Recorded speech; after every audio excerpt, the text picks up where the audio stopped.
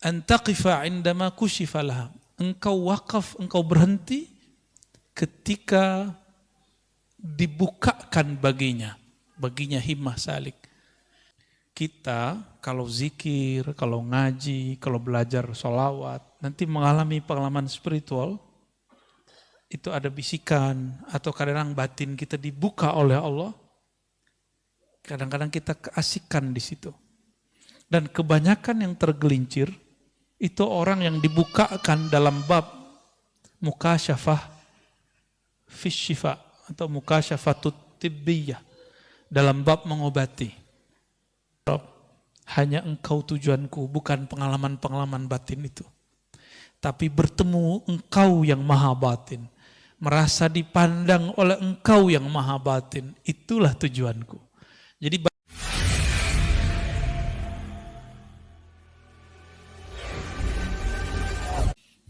Assalamualaikum warahmatullahi wabarakatuh.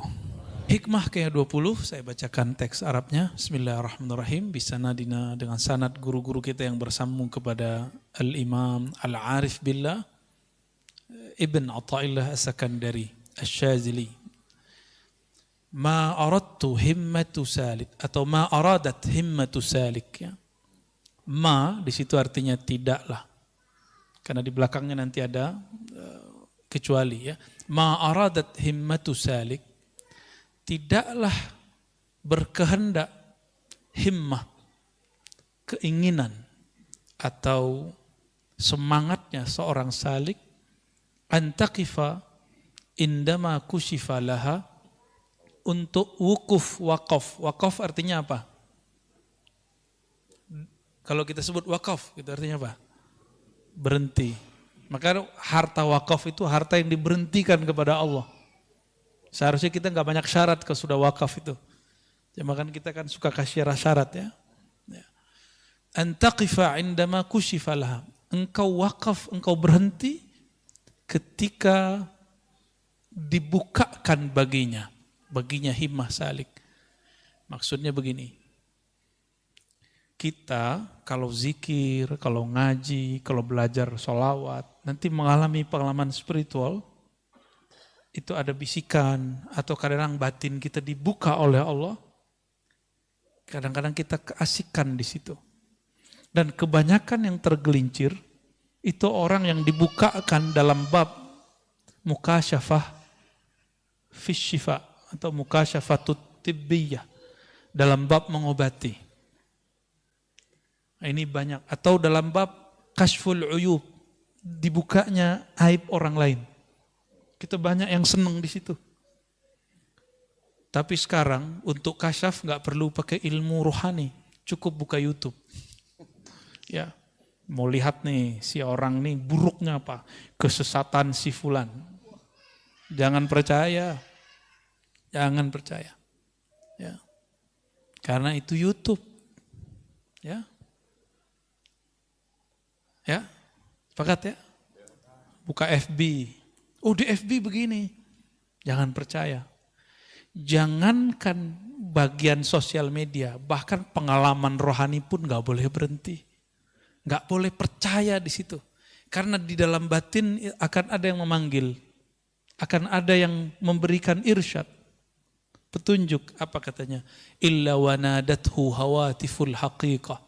Orang-orang yang mengikuti was-was tadi, ya, ilham-ilham al-YouTubiyah, ilham-ilham al-Facebookiyah dan sejenisnya, apalagi ilham-ilham nafsiyah. Ya, khatir, namanya khatir, masuk ke hati, masuk ke pikiran, bikin gelisah.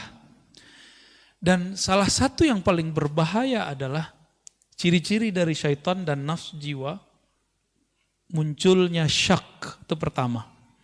Yang kedua, su'uzzan, buruk sangka. Yang ketiga, gelisah. Nah, turunannya nanti tengkar sama orang, berselisih sama kawan. Bisa-bisa rumah tangga pecah. Bisa-bisa pertemanan rusak. Tengkar di sosial media.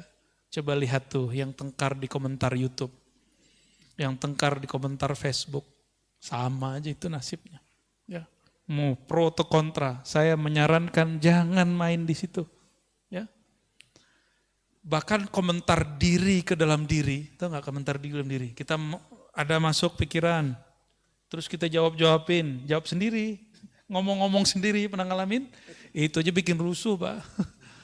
Gimana ngomentarin yang sudah zahir?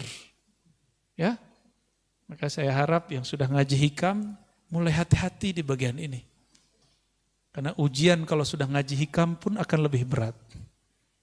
Tapi benefit rohaninya juga lebih berkualitas. Orang yang diujinya tinggi, anugerahnya pun melimpah. Tapi kalau mau di bawah-bawah aja, jadi akar rumput aja ya. Nggak ada angin, paling diinjek orang. Wanadathu hawatiful haqiqah. Akan ada yang berseru dari dalam dirinya. Hawatif. Hawatif itu bahasa Arab. Hatif. Hatif sekarang orang Arab nyebutnya itu telepon atau handphone. Akan ada suara yang masuk dari ranah hakikah. Nah, berarti ada syariat, tarekat, hakikah. Hakikah ini jurusannya masuk ke dalam kolbu. Ujungnya adalah ruh. Ar-ruhani. Ya.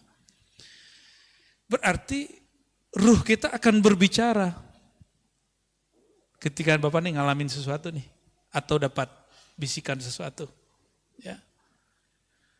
Alladzi tatlub amamak. Yang akan engkau cari ada yang lebih tinggi dari itu.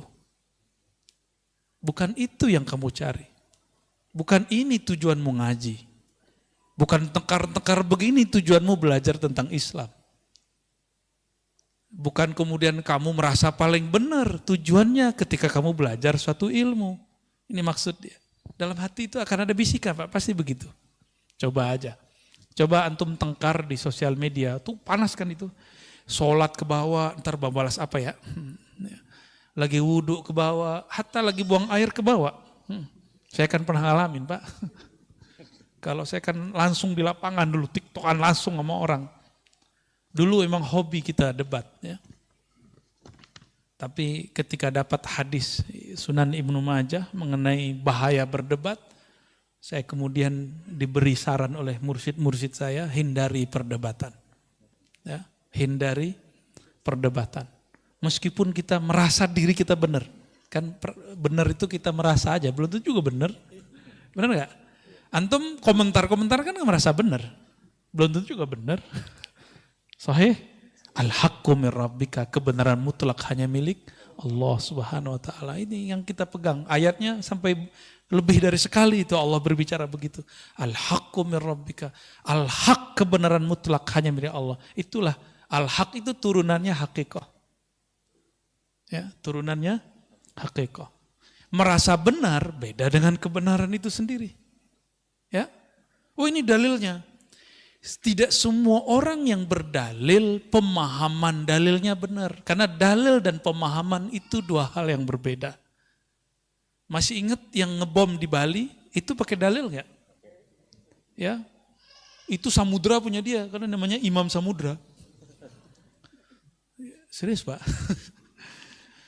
Itu Imam Samudra pakai dalil dia. Semoga Allah mengampuninya. Ya. Maksud dia mungkin benar, dia berjuang untuk agama Allah. Tapi kenapa dia ngebom orang yang belum kenal Allah? Yang dibom non-muslim. Masih mending tuh, Indonesia masih mending. Ya. Mungkin sudah ada beberapa yang ngebom sesama muslim. Di tempat lain, di negara lain, orang-orang yang membuat kajian-kajian keislaman, maulid Nabi, itu dibom. Ya, dibom.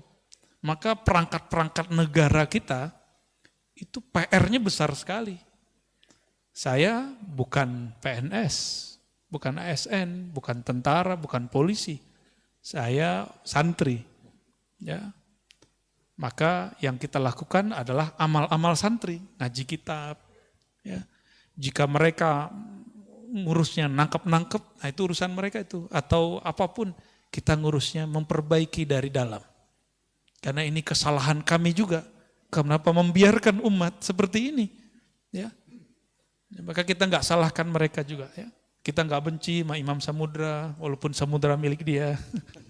Kita gak benci juga sama yang mirip namanya sama saya itu ya.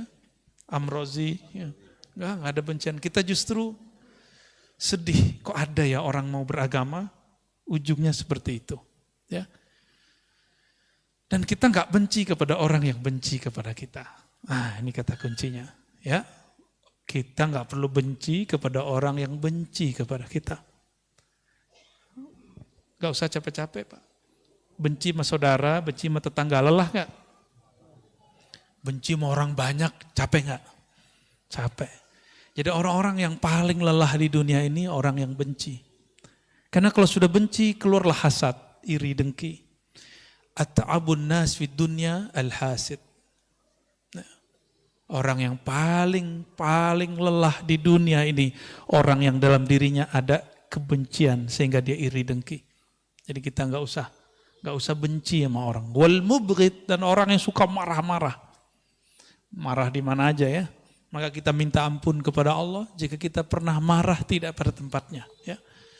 Emang saya nggak pernah marah, saya pernah marah juga Pak. Dulu hobi saya marah, ini santri saya yang sering saya marah-marah ini dulu ya. Dulu berapa kali kena berdiri? Sering ya. Tuh, sering dulu. Alladzi tatlub amamak. Jadi di dalam diri kita, qalbu akan berkalam. Hei, yang kamu cari bukan ini. Bukan tengkar-tengkar begini. Bukan ilham-ilham begini. Kalau yang dapat kemampuan mengobati, kamu boleh mengobati orang. Tapi tujuanmu bukan ini. Maka dia seperlunya. Ya. Orang-orang yang kemudian kasyaf melihat aib. Kebaca nih si batin orang. Bukan untuk itu. Nanti batinnya akan ngomong. Tujuanmu bukan untuk mengetahui kualitas batin orang. Ya. Hal itu hanya boleh untuk seorang mursyid.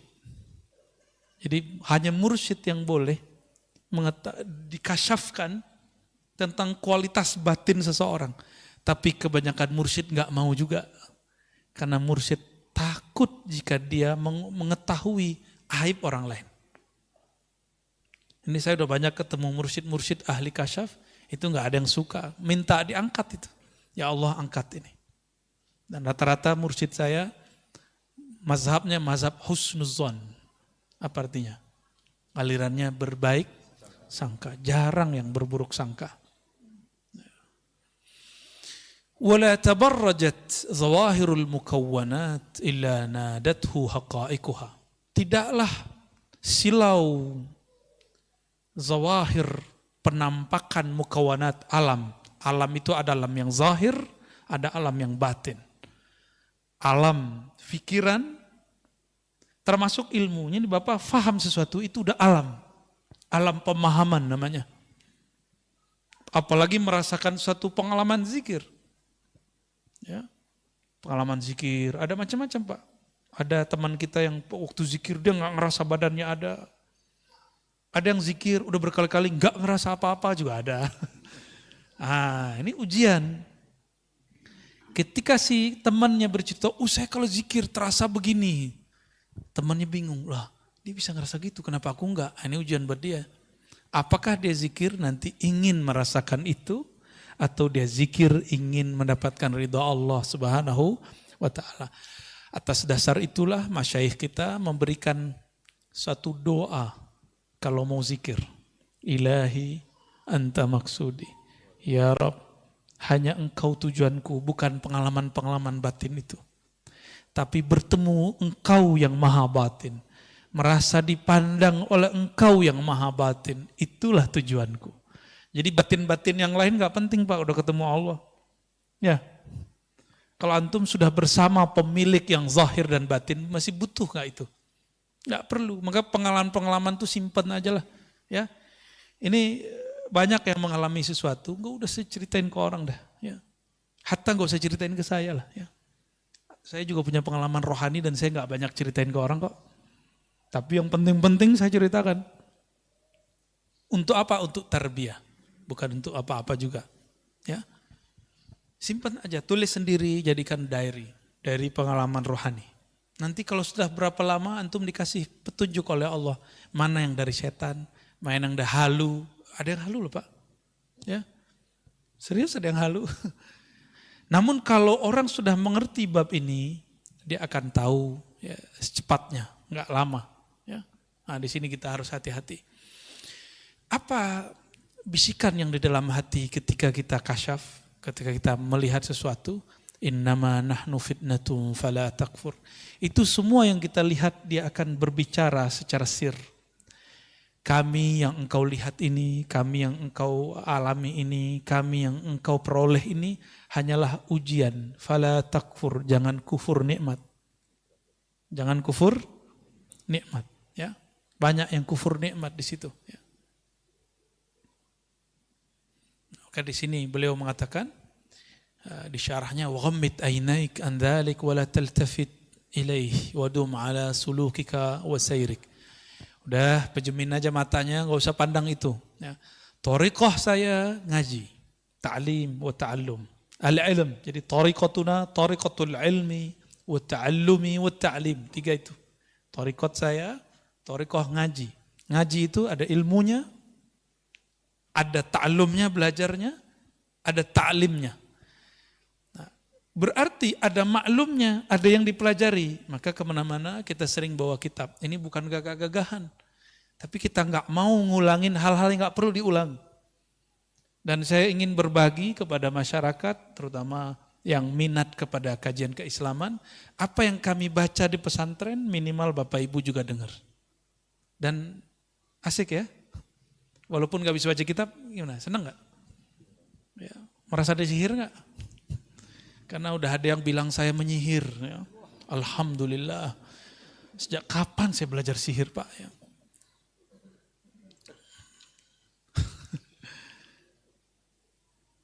Dan antum percaya nggak aneh penyihir? Hah? Percaya nggak? Mana ada penyihir sholawatan gitu? Percaya nggak kalau saya liberal? Mana ada orang liberal ngajar kitab Aqidatul Awam? Ada. Mana ada orang liberal, orang plural ngajar ya, ngajar kitab Tohawi ya. Gimana sarungan? Ya, enggak ada.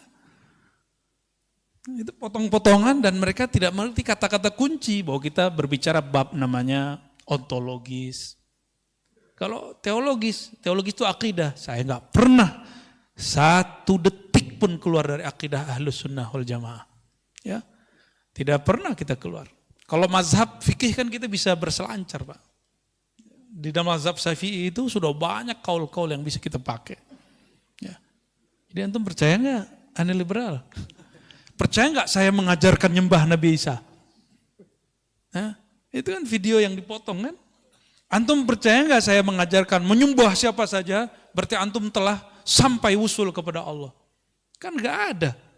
Kita menjelaskan dalam bab rohani tidak ada kata benar salah. Dalam bab rohani sempurna tidak sempurna. Sempurna itu al-Muhammadi, Nabi Muhammad sallallahu alaihi wasallam. Selain itu tidak sempurna. Makanya ketika ada kajian kita yang dipotong salah satunya, saya pernah menjelaskan satu ayat, surah Ar-Ra'd ayat 15, ingat saya. Ya, sujud kepada Allah apapun yang di langit dan di bumi. Ya. Apa kata Sidi Syekh Ahmad Tijani dan imam-imam yang lain? Apapun yang di bumi, apapun yang di langit, semuanya sedang menyembah Allah. Walaupun zahirnya dia menyembah selain Allah. Itu kalam beliau. Itu bab namanya bab ontologis, bukan bab teologis. Kalau bahasa kitanya bukan bab akidah, itu bab wujud. Adakah wujud di alam ini selain wujud yang hakikinya dari Allah Subhanahu wa Ta'ala? Enggak ada. Ya. Giliran kita saudaraan begitu, mereka enggak berani serang Syekh Ahmad Tijani, tapi serang Ar-Razi. Ya. Karena takut juga dia ya. Gimana? Antum percaya enggak aneh ngajarin nyembah Nabi Isa? Itu kan kekonyolan yang diilmiah-ilmiahkan ya. Nah, kita enggak mau lah seperti itu. Husnuzon kepada orang itu. Kalau enggak ngerti tanya langsung. Ya.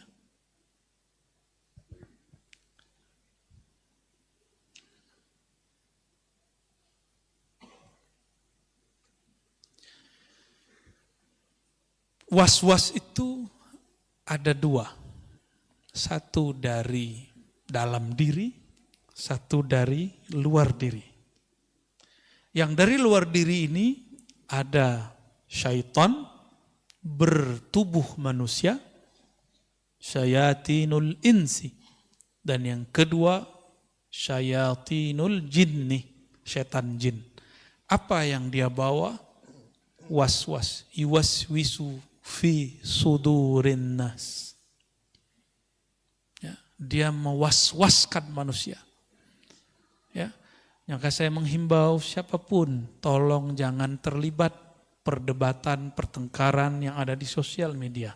Karena itu akan membawa was-was. Unfriend aja ya.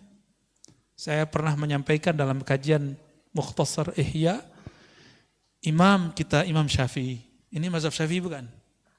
Ya, untuk mazhab yang lain juga boleh, nggak apa-apa. Tapi ini imam kita ya, imam kita semua.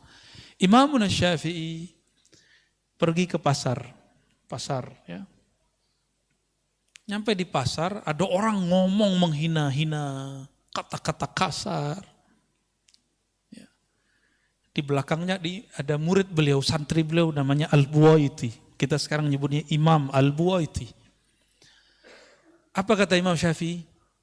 Tutup telingamu, jangan dengarkan sampah-sampah. Karena ini semua adalah sampah yang akan membuat bau pendengaranmu, akan mengotori pandanganmu. Ternyata manhaj ini dipakai oleh gurunya Imam Abul Hasan Al-Asy'ari, namanya Abul Hasan juga ya. Imam Abul Hasan yang ini, beliau mengatakan ketika 3 muridnya datang, apa kata beliau Abul Hasan ini? Kalian tidak usah memandang wajahku. Jadi belajar di belakang tirai. Karena kalian baru saja melewati pasar, di pasar mata kalian baru saja dikotori. Kalau kita kan bilang cuci mata. Kalau beliau bilang enggak, kalian habis ngotorin mata. Nanti kotorannya nyebar ke saya. Jadi ternyata beliau ini kasyaf. Karena kasyaf Allah bukakan pintu rohaninya. Jika dia memandang mata, dia tahu antum habis kalian nonton bokep, itu dia tahu. Ya, habis ngeliatin aurat orang, habis buka status yang nggak benar, habis tengkar di Facebook, itu dia tahu. Kalau zaman sekarang ya, kalau dulu seperti itu, maka dia nggak berani lihat, dia khawatir membaca aib orang lain. Tuh. Ada Al-Baqillani, ada imam-imam ya, Isfaraini ya, ada Fawraq ya, banyak sekali. Itu yang tiga itu saksi. Bahwa gurunya wali-wali Allah kasyaf. Ya. Nah ini kasyaf ini terjadi di beliau dan Allah tidak angkat. Karena Allah tidak angkat maka dia tutup. Dia lebih baik tidak melihat mata seseorang. Coba kalau kita buka atu-atu kan gawat Pak. Ya, di mata saya juga udah banyak maksiat ya.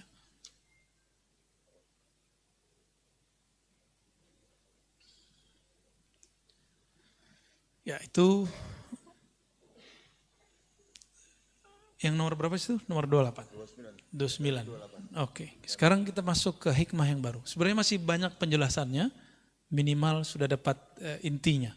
Bahwa jika antum dapat kasyaf, atau ada kasyaf Facebookia, kasyaf YouTubea, dapat informasi dari sana, jangan langsung percaya. Oke? Nah ini penting sekali, penting dalam beragama. Capek ya. Enggak perlu, tidak membuat hati kita tenang, tinggalkan. Sepakat? Ya.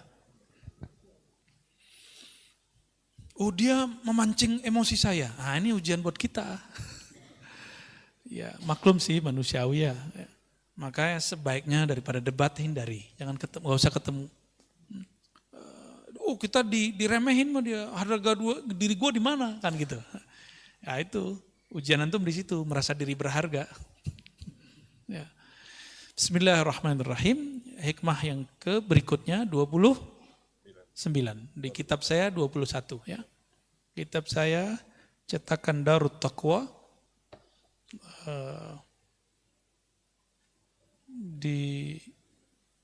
ditahqiq oleh Syekh Syurfawi, ya ini masih muda, Syekh Anas Syurfawi. Beliau juga ahli akidah, juga sufi. Masih muda, umurannya di atas saya dikit. Ahli hadis. Ya, ahli hadis juga, ahli akidah. Pernah di Indonesia beberapa lama. Semoga beliau dirahmati oleh Allah Subhanahu wa taala. Talabuka minhu ittihamun lahu wa talabuka lahu ghaibatun minka anhu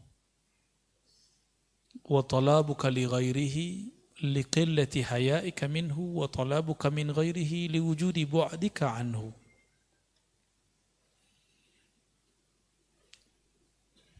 Ada 4 jenis orang meminta. Dan 4-4-nya itu bermasalah. Jadi 4 kesalahan orang berdoa. Ya. Yang pertama, talabuka minhu ittihamun lah. Engkau memohon, meminta kepada Allah, minhu, kepadanya Allah, ittihamun, tapi engkau menuduhnya, ya, lahu, terhadapnya. Kenapa? Engkau meminta karena engkau berpikir dia lupa terhadap rezekimu. Lalu kita doa, ya Allah, masa sih lupa? Sering begitu gak? Kita itu sering doa kayak ngasih tahu Allah, benar gak? Jujur ya, kita sering doa memberitahu Allah. Ini yang gak benar. Sebelum kita berdoa, Allah kan sudah tahu. Maka kita berdoa bukan sedang memberitahu. Kalau kita sedang memberitahu, kita telah menuduhnya bahwa dia sebelum kita doa tidak punya pengetahuan. Batallah sifat 20-nya. Dalam akidah Ahlussunnah, Allah bersifat ilmun alim, punya ilmu. Ilmunya tidak didahului oleh khabar dan sebab atau kejadian. Ada 3, sabar, khabar, berita atau kejadian.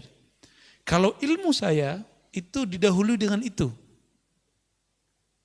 Sabab itu bisa jadi ngaji, saya belajar dulu, khabar dikhabari orang, atau kejadian hadisatun. Terjadi dulu baru faham, ya nggak, benar nggak? Kita husnuzon nih sama seseorang, ternyata maksud dia nggak baik. Ya, dan itu sering, Pak. Sering.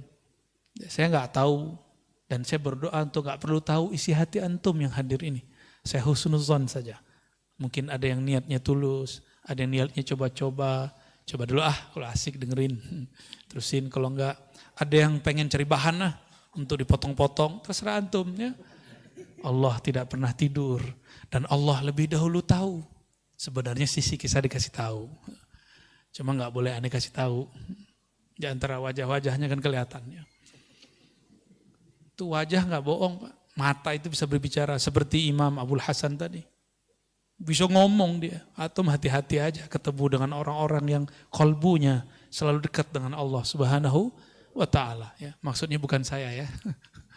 Kalau mas saya terserah antum lah ya. Wa talabuka. Sebelum masuk yang kedua. Jadi kebanyakan kita doa ngasih tahu Allah. Berarti kita buruk sangka Allah sebelumnya tidak tahu. Saya mau tanya sama antum. Antum gak doa, kalau rezeki pasti nyampe gak? Antum gak nyembah Allah, nyembah Tepekong, nyembah Yesus, nyembah Wisnu, Siwa, apapun, terserah. Tapi kalau rezeki nyampe gak? Nyampe. Jadi jangan heran kalau ada di Indonesia, apa istilahnya 9 naga, lebih kaya. Ya wajar, mereka rajin nyari kok. Kita kan ngomeng doang, ngemeng ya. Kita cuma bisa komentar-komentar, 9 naga, 9 naga. Kita nggak mau seperti mereka mencari. Alasannya zuhud. Ya. Islam itu 2 rukunnya itu mesti pakai duit, Pak, pakai harta. Syahadat aman, ya, penting air putih beres. Sholat, ya uduk beres lah. Ya. Tapi kalau masuk puasa enggak juga, malah ngurangin. Tapi setiap bulan puasa selalu pengeluaran kita lebih besar. Saya nggak tahu juga kenapa tuh ya. Dan yang keempat, kelima itu butuh duit. Bahkan seakan-akan Allah berpesan, kamu carilah dunia supaya kamu bisa berbagi. Itulah pesan dari rukun Islam yang keempat. Ya, berzakat, benar nggak? Coba antum kalau nggak nyari duit gimana? Bisa berbagi nggak? Tapi ada tauhid di situ. Wa mimma razaqnahum yunfikun. Nahnu narzuquka. Kamilah yang menghantarkan rezeki kepadamu. Zahirnya pekerjaan, zahirnya dapat hadiah, zahirnya dapat gaji, zahirnya dapat untung dan segala macamnya. Batinnya Allah lah yang menyampaikan. Karena tidak ada di alam ini kecuali imma fi'lullah, wa imma sifatullah, wa imma ismullah. Di alam ini cuma nama, sifat, perbuatan Allah. Itu aja yang kita lihat. Ya. Jadi mulai malam ini kalau berdoa, katakan di hati, ya Allah yang maha mengetahui isi hatiku. Yang maha mengerti apa yang aku minta. Sebelum aku meminta, engkau telah tahu apa yang aku perlukan. Aku ingin bermanja-manja bermunajat kepadamu. Tuh, inilah pembukaan Hizib Bahar. Allahumma ya Allah, ya Alim, ya Azim, ya Halim. Anta Rabbi wa ilmuka hasbi. Fa ni'mal Rabbu Rabbi wa ni'mal hasbu hasbi. Terjemahan bebasnya kayak tadi Pak. Itu teks Arabnya begitu, tapi terjemahan bebasnya kayak tadi. Ya. Saya sudah lama doa Tat. Belum dikabulkan. Nah, berarti antum nuduh Allah nggak denger. Atau nuduh Allah lupa. Kayak proposal aja.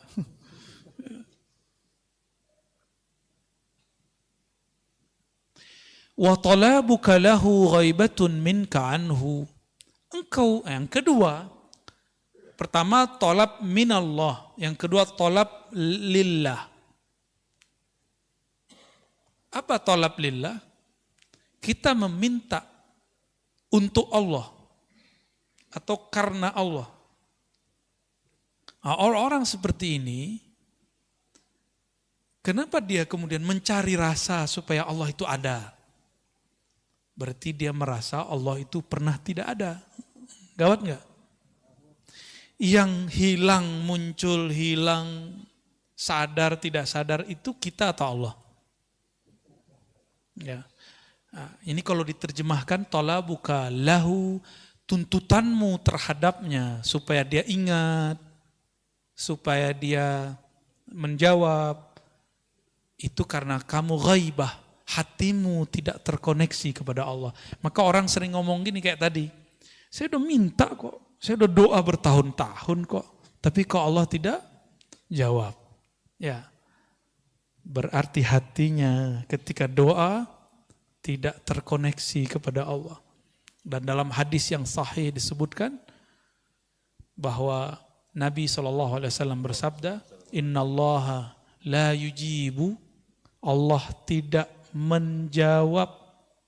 Apa yang tidak dijawab? Doa dari orang yang min qalbin ghafil, dari kolbu yang lalai. Allah enggak jawab. Ya, contohnya seperti ini. Saya nih, anggap saja saya direktur ya. Oke, nih kita khayal-khayalan. Nih lagi halu nih ya. Bapak datang, Bapak GM saya ya, bawa proposal. Keren kan? Bawa proposal. Udah 3 hari, saya nggak approve. Boleh nggak ngeyel Pak? Direktur, gue udah ngasih 3 hari, lu kok lupa? Boleh nggak gitu? Pecat besok langsung ya? Hari itu saya pecat langsung. Tapi Allah itu maha baik Pak. Kita nggak pernah pecat dari seorang hamba. Ya, paling turun-turun dikit. Ya, palingnya itu masalahnya Pak. Nggak usah ke Allah, ke manusia aja nggak boleh begitu. Maka Allah tersinggung jika ada seorang hamba mengatakan, aku telah berdoa tapi dia belum kunjung menjawab. Ya, saya udah sholat bertahun-tahun kok, tapi Allah nggak jawab juga. Sama, antum khidmah di masjid nih, Tiba-tiba pengurus ganti, kurang dihargai. Ngomong, saya ini udah banyak berkorban di sini. Kalau nggak ada saya, masjid ini nggak jadi. Itu ditolak langsung itu di sisi Allah. Saya sudah ketemu orang begini bertahun-tahun dan banyak. Bisa jadi di majelis, bisa jadi dimanapun. Hati-hati, ciri-ciri orang yang diterima amalnya, dia lupa kalau dia beramal. Ciri-ciri orang sedekahnya diterima, dia lupa berapa yang dia kasih. Lupa di situ artinya dia nggak mau sebut-sebut. Ciri-ciri orang yang diterima pengabdiannya, dia tidak merasa telah mengabdi kepada Allah ya, kepada rumah Allah, karena majelis-majelis yang kita, ini kan majelis nih Pak. Ya kalau bukan karena saya nggak jadi, tunggu setelah ini antum diuji. Ya, saya setiap kali ngomong begitu saya diuji sama Allah dari kecil Pak. Umur 9 tahun kita menghidupkan surau kan, surau dulu kita nginepnya di surau. Tapi tradisi itu sudah nggak ada. Umur 9 tahun, kelas 4 SD, saya jadi Bilal. Untungnya guru di sekolah sangat mendukung. Jadi kalau pagi-pagi absen dulu, siapa yang nggak sholat pagi ini, sholat subuh. Akhirnya masjid tuh rame. Kita nginep di masjid, nginep di surau. Ya, sayangnya guru kita sudah sepuh, tidak siap lagi mengajar. Ya, sudah nggak sanggup mengajar. Tapi kita punya kenangan dulu nginep di surau, rame itu. Satu soft, dua soft.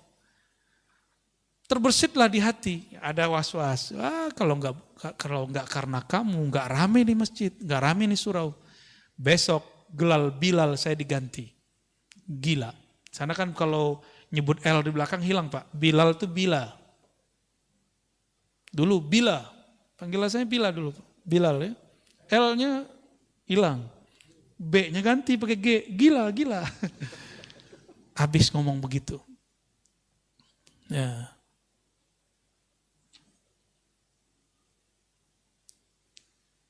Yang ketiga, talabuka li ghairihi. Engkau menuntut, memohon pertolongan kepada selainnya. Perlu digarisbawahi, tawassul bukanlah memohon kepada selain Allah. Tawassul itu hanya meminta kepada Allah. Terus kenapa perlu menyebut nama guru-guru?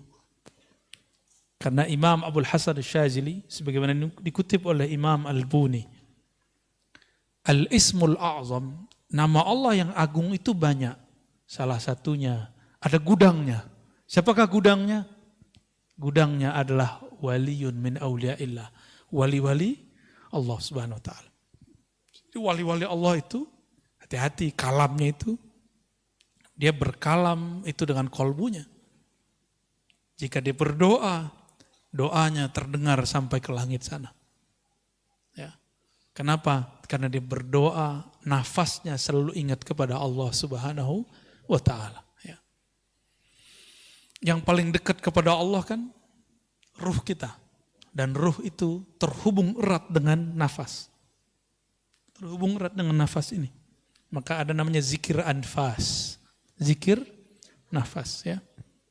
Saya baru saja mendapatkan ijazah Thariqah Aidurusiyah ya, dari salah satu guru kita. Dan di situ ada zikir anfasnya. Ada zikir anfasnya, zikir nafas. Sebagaimana di Thariqat Samaniyah ada Naqsyabandiyah, ada Syadziliyah, dan Thariqat-Thariqat lain ada ya. Jadi kita bertawassul bukan meminta kepada selain Allah, hanya meminta kepada Allah ya. Oh, tawassul cuma boleh kepada orang yang hidup dan hadir, Ustaz. Kan gitu kata orang. Apa jawabannya? Di hadis Imam Tirmizi tidak disebutkan hidup dan hadir. Nabi cuma mengajarkan, Allahumma inni atawajjahu bika, inni atawajjahu ilaika binabiyyika, nabiyyir rahmah, ya Muhammad, inni atawajjahu bika ila rabbi, fashfa' fiyya. Atau fashfa' faqdi hajatinya. Ya Allah, aku memohon kepada engkau dengan kemuliaan nabimu, Nabi Rahmah. Wahai Nabi Muhammad sallallahu alaihi wasallam, aku bertawassul kepadamu, berwasilah, bermediasi denganmu dalam memohon kepada Allah. Mohonnya ke siapa? Ke Allah. Tapi nyebut nama Nabi Muhammad karena Nabi Muhammad di dalam dirinya ada gudang nur asma Allah Subhanahu wa ta'ala. Dan itu diwariskan kepada ulama. Ulama-ulama ini menyimpan di dalam rohaninya cahaya-cahaya nama Allah Subhanahu wa ta'ala. Saya boleh sampaikan, qalbul awliya, qulubul awliya, khazainu asma'illahi ta'ala. Qalbunya para wali-wali Allah adalah perbendaharaan nama-nama Allah Subhanahu wa ta'ala. Kalau dulu Imam Ghazali dalam kitab Ihya beliau mengatakan dadanya para ulama adalah kuburnya ma'rifat dan asrar. Kubur itu diziarahi enggak? Diziarahi enggak? Imam Ghazali ini ngomong. Antum kalau enggak percaya yang pertama, yang Ghazali aja deh yang dipercaya. Kalau aneh kan ngomong, kolbunya para aulia adalah kumpulan gudang nama-nama Allah Subhanahu wa ta'ala. Sedangkan Imam Ghazali lebih dahsyat lagi, beliau berkata, apa kalamnya? Sudurul ulama kuburul ma'arif, kuburul ma'rifah wal asrar. Dada para ulama adalah kuburan daripada ilmu ma'rifat dan rahasia. Itu sebabnya ulama dikunjungi. Ya, itu sebabnya ulama dikunjungi. Ya, saya pun senang ziarah ke ulama. Kalau ke saya nggak usah dulu lah, ngaji-ngaji aja. Gak usah soan-soan dulu lah, belum pantas ya. Belum pantas aneh disoan-soanin ya. Mau berkunjung, belum pantas, masih ada guru-guru sepuh, kiai-kiai senior. Kepada beliau lebih aula, lebih utama kita berkunjung. Ya, kalau perlu saya temenin berkunjung ke mereka. Kebetulan lagi pas waktunya ya. Insya Allah ya. Mau ziarah nanti ya. Ziarah bareng-bareng kita mau. Insya Allah. Nah, kenceng. Semoga COVID-nya nggak bekerja banyak ya. Ini karena mau libur sengaja ya, jangan terlalu euforia. Siapa tahu nanti ada virus baru. Nah, itu maksud dari pemimpin kita. Ya, ini udah nggak pada pakai ini nih. Ya, ini rahasia kita aja ya.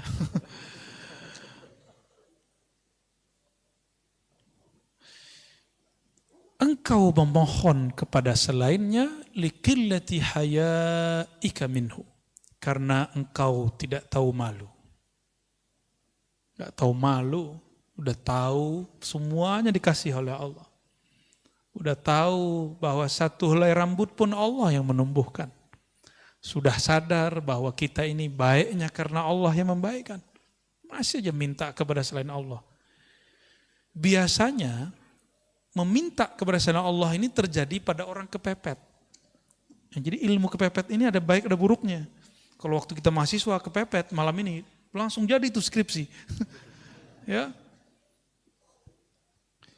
Tapi kepepet, nah ini biasanya kan yang kepepet tuh orang sakit. Kalau sakit datang ke dukun tuh. Dukun ya tahu deh ya. Dia kan minta ke Allah juga sebenarnya, cuma kan antum dia disuruh syirik. Tapi ingat ada orang yang dituduh dukun, dia bukan dukun. Nah, itu disebut uskun, ustad, tapi dituduh dukun. Ya, ahli ruqyah, itu dia enggak syirik.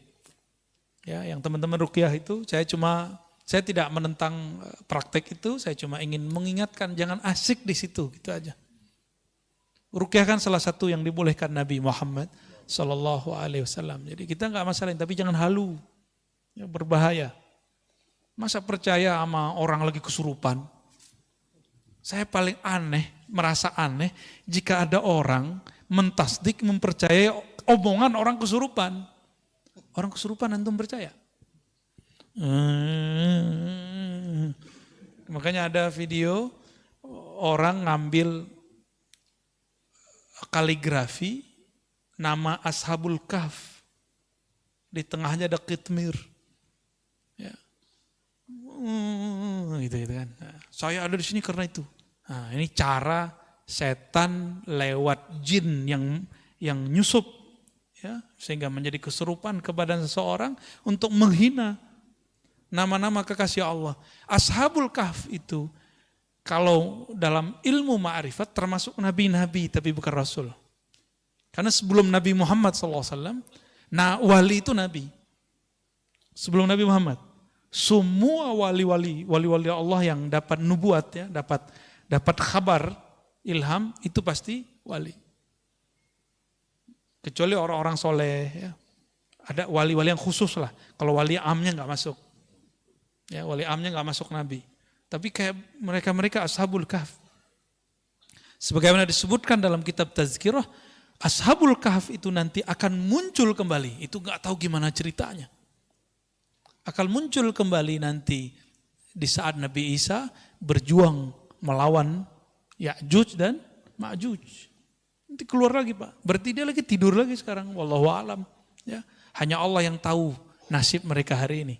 Saya pernah ke tempat yang disebut Gua Kahfi yang ada di Yordan. Besar kemungkinan memang di sana. Ya, kita ditutup oleh Allah, kita nggak bisa ngelihat di belakang rahasianya apa, kita nggak tahu. Ya, tapi kalau berdasarkan riwayat yang ada, mereka muncul lagi. Taib.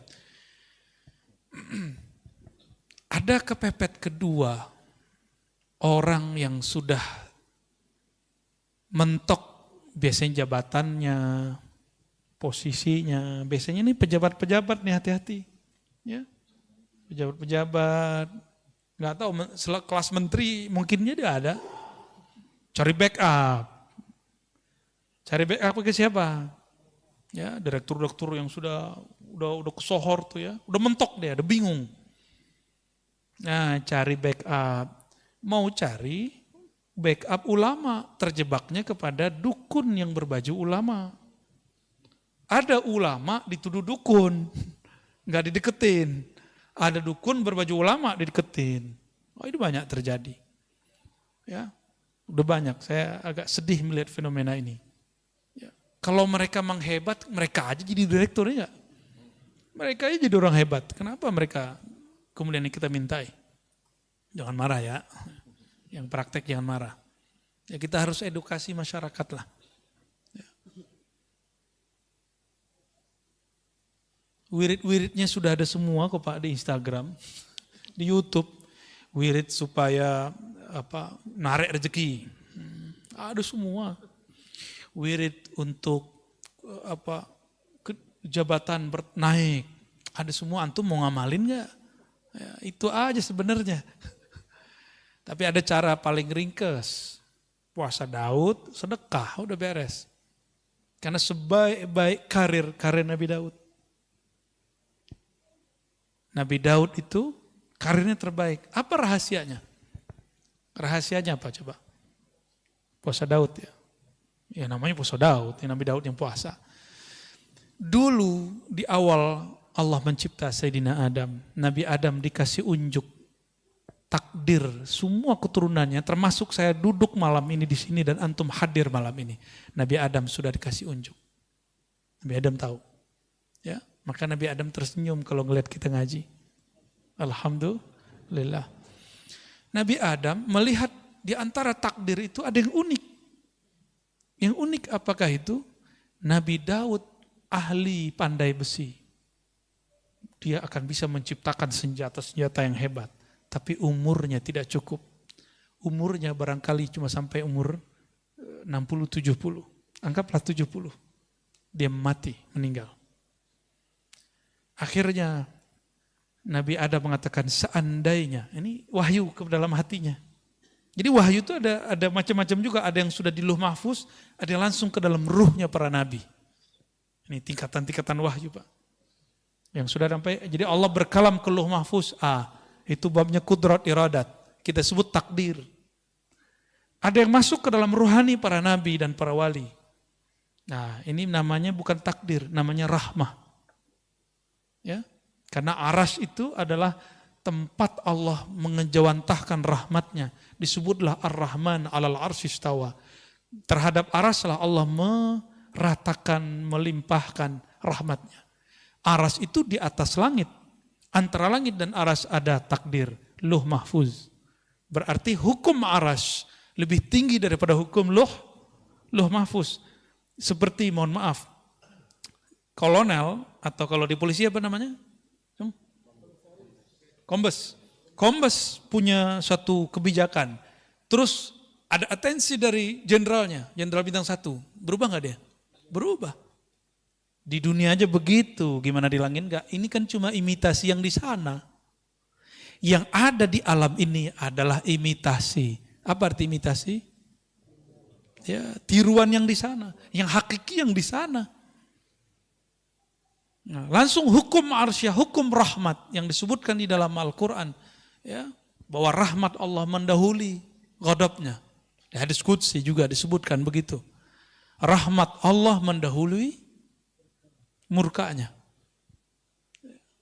Dalam sebuah lafaz ada kalimat di hadis qudsi misalnya, inna rahmati sabaqat ghadabi. Sesungguhnya rahmatku mengalahkan, mendahului ghadabku. Ghadab itu hukum lauh mahfuz, murka. Sedangkan rahmat hukum arsyiyah. Berarti ada ilmunya kan? Ini bukan buatan Ar-Razi, bukan akidah baru. Ada dalilnya semua. Kita nggak mungkin keluar kalam sesuatu tanpa ada dalil, ya, nggak mungkin ya. Saya membawa bid'ah kalau mengatakan itu. Sayyidina Adam alaihissalam kemudian mengatakan, ya Rabb, ini kan bisa diilhami. Berikanlah 30 tahun umurku, anugerahi untuk anakku. Nah, gitu sayangnya sang ayah Abul Bashar, bapaknya manusia, kepada keturunannya. Benar gak sayang sama anak?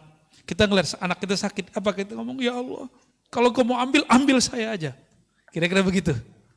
Ya, ini kok ada ya orang ngomong, ya, terhadap orang yang pernah belajar sama dia, ente murtad, ente kafir, kan aneh kan?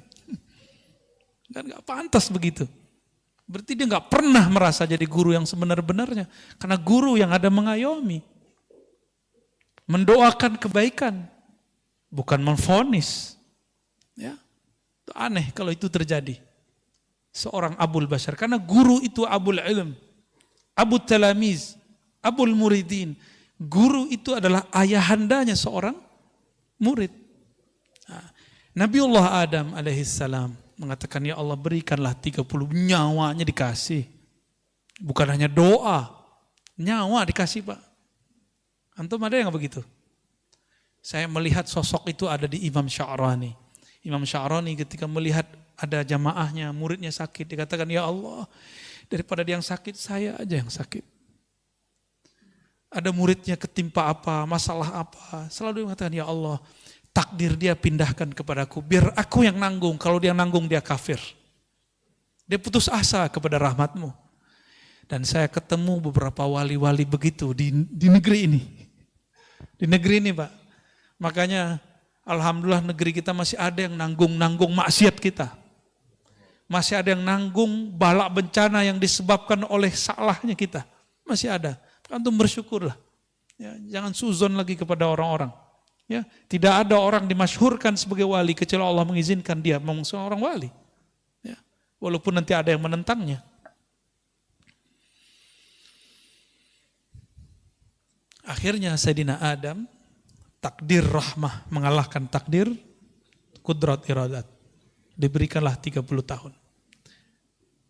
Apa yang terjadi? Setelah umur itu dikurangi, berarti umur Nabi Adam berkurang. Datanglah malaikat maut mengatakan, Mas Adam, sekarang saya datang mau menjemputmu. Oh, jemput gimana nih? Kan jatuh gue masih ada 30 tahun lagi, kira-kira begitu. Loh, kan bukannya dikasih sama anakmu, udah dipindahin, di lauh mahfuz sudah diganti. Oh, nggak bisa, saya lupa, nggak ada saya ngomong begitu. Itulah awal nisyan, ya, waqa'a ala Sayyidina Adam. Awal kelupaan terjadi pada Nabi Adam. Atas dasar itulah kata Nabi Muhammad SAW, keturunan Nabi Adam pasti akan lupa. Lupa sama Allah, lupa sama Rasulullah, lupa sama anak bini ya. Lupa, emang dari sono. Mau gimana lagi? Hukum rahmah terjadi lagi. Nabi Adam ini kan posisinya lebih tinggi dari malaikat maut. Ya Allah, saya lupa. Menurut saya masih ada 30 tahun lagi. Ya udah, 30 tahun lagi Nabi Adam hidup. Malaikat maut pensiun dini. Diundur. Yaudah, gua ngalah deh. Mundur malaikat maut.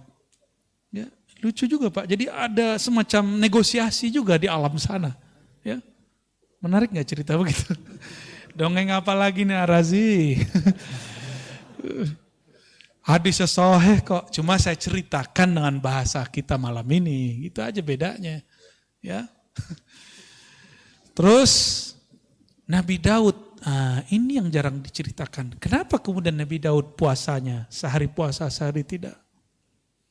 Itu asrarnya ada rahasianya. Untuk menebus hukum rahmah itu, as-saumuli, puasa itu milikku. Milikku ini hukum rahmah. Maka cara Sayyidina Daud untuk berterima kasih kepada Allah, berterima kasih kepada Nabi Adam, dia berpuasa, puasa Daud. Jadi antum kalau mau ada yang diniatkan ya, untuk memperpanjang sesuatu, nah ini kita buka aja rahasianya ya. Ingin mendapatkan sesuatu, ya sifatnya duniawi atau ukhrawi, bahkan makom-makom kewalian. Puasa Daud.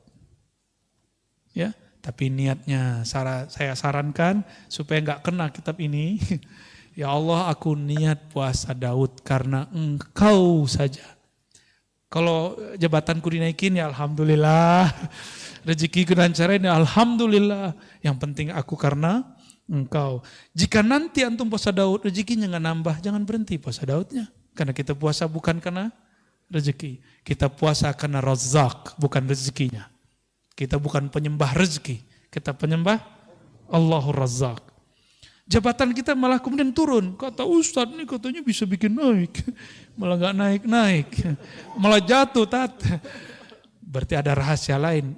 Rezeki kita gak kemana-mana. Banyak orang yang diturunkan di jabatannya. Kalau dia husnuzon, tunggu lahazat. Beberapa saat saja. Sebulan, 2 bulan, bahkan tidak lama. Allah carikan ganti yang lebih indah. Selalu begitu. Akhirnya Sayyidina Daud, seumur hidupnya dia berpuasa. Berpuasa sehari, puasa besok tidak. Untuk kompensasi hukum rahmah. Hukum rahmah. Hukum rahmah, hukum kasih sayang. Ya, supaya tanda terima kasihnya nyambung kepada Allah SWT. Ya, sudah pernah dengar masalah ini sebelumnya? Ya, udah kali ya. Kentaran ini dituduh bid'ah lagi. Wa talabuhu min ghairihi. Talabuka, engkau meminta, yang keempat, engkau meminta kepada selainnya. Pertanda engkau memang jauh darinya. Ya. Maka datang kepada, mohon maaf ya, pakai media-media. Saya tidak mengharamkan raja, wafak, wifik, karena ada ilmunya. Ada sanadnya. Karena Ibnu Taimiyah pun membolehkan raja. Gak percaya, buka kitabnya sendiri. Ibnu Qayyim menyebutkan risalah dalam kitab At-Tibbun Nabawi tentang raja. Di piring, ditulis, disiram, minum. Ada Pak. Gimana, syirik gak tuh? Kalau ada yang mengatakan dia bermanhaj salaf, lalu mengatakan itu syirik, dia telah mensyirikkan Syekhul Islam Ibnu Taimiyah. Ya, mensyirikkan Syekhul Islam Ibnu Qayyim Al-Jauziyah.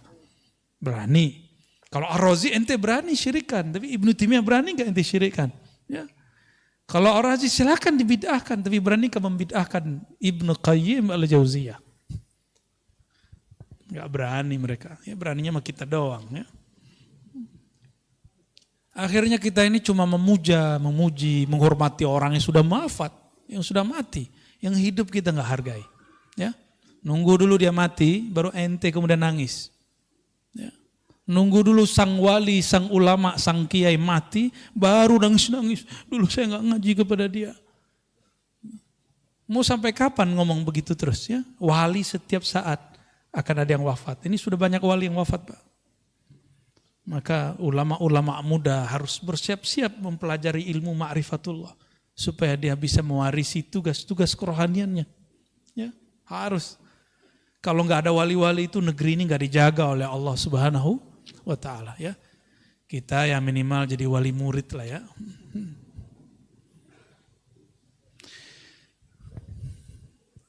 Kenapa orang gelisah? Tahu kenapa orang gelisah? Karena jauh dari Allah Subhanahu. Tapi Allah pernah jauh nggak dari manusia? Allah nggak pernah jauh. Berarti jauh itu ada pada rasa dan pengetahuan. Karena pengetahuannya tidak ada tentang Allah, maka rasanya tidak dekat kepada Allah. Pengetahuan itu bahasa Arabnya ma'rifah. Kumpulannya disebut ilmu. Ya. Jika diamalkan muncullah rasa. Jadi apa yang disebut rasa? Zauq. Zauq itu adalah natijatul amal bil ilm. Buah dari mengamalkan satu ilmu muncullah rasa. Sudah tahu solawat itu wajib. Bahkan sebelum ada hukum solawat sudah wajib. Ya kan kita dipotong juga tuh sama orang. Suek juga tuh orang ya. Apa jadi potong? Kita mengatakan bahwa solawat itu lebih wajib daripada solat. Maksudnya sebelum ada solat diwajibkan kepada manusia, Allah sudah bersolawat. Allah itu qadim. Itu makna dan disebutkan di kitab ini juga ya. Allah itu qadim. Dan Allah dengan kekodimannya. Qadim itu maha terdahulu, maha awal, bahkan tidak berawal. Belum ada langit, belum ada bumi, belum ada aras, belum ada surga, belum ada neraka, belum ada. Salat ente belum ada. Ya, belum ada, zakat kita belum ada. Allah sudah bersalawat. Innallaha malaikatahu yusalluna 'alan nabi. Sesungguhnya Allah telah bersalawat ya. Dan senantiasa bersalawat kepada Nabi Muhammad SAW. Kenapa tidak Ar-Rasul? Kalau Ar-Rasul itu Muhammad bin Abdullah. Tapi An-Nabi itu Ahmad Ruhullah. Itulah yang dikhabarkan Sayyidina Isa. Karena Muhammad bin Abdullah belum lahir. Tapi Sayyidina Isa Ruhullah Saghir, Ruhullah Minor. Dia mengenal Ruhullah Kabir. Apa kata dia? Nanti di akhir zaman Ruhullah yang Kabir itu, yang agung, wa innaka la'ala khuluqin azim, yang azim itu akan lahir, akan muncul. Ismuhu Ahmad. Namanya Ahmad, tapi Abdul Muttalib ngasih nama cucunya Muhammad. Apakah salah? Tidak. Ternyata setiap orang itu mempunyai rahasia-rahasia mengenai masalah nama. Cuma karena ilmu ini sudah ditutup sementara, rasain saja. Ya sudahlah dulu ya. Jadi tolong jangan minta-minta nama sama saya ya. Karena sudah ditutup, Pak. Ya.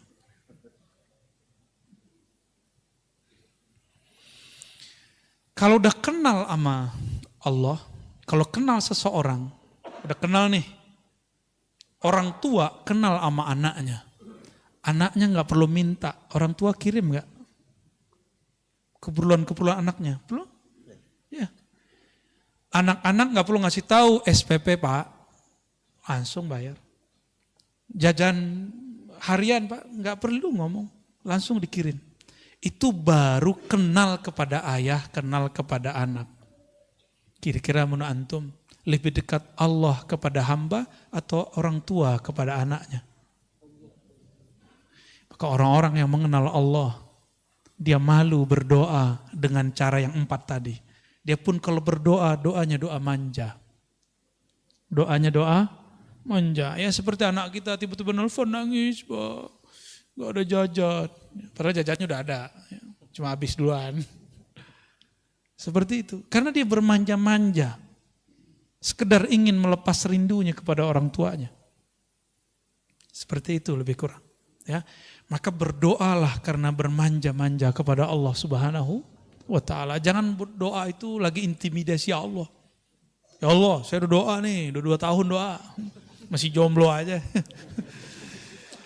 Ya Allah, ya Allah. Allahumma sholli ala Sayyidina Muhammad. Maka pensyarahnya Imam Ibnu Abbad, beliau mengatakan, فَالطَّلَبْ كُلُّهُ عِنْدَ الْمُوحِدِينَ الْعَارِفِينَ مَعْلُولٌ. Meminta dengan cara intimidasi, dengan suuzon kepada Allah, itu pertanda bahwa ada cacat di dalam dirimu.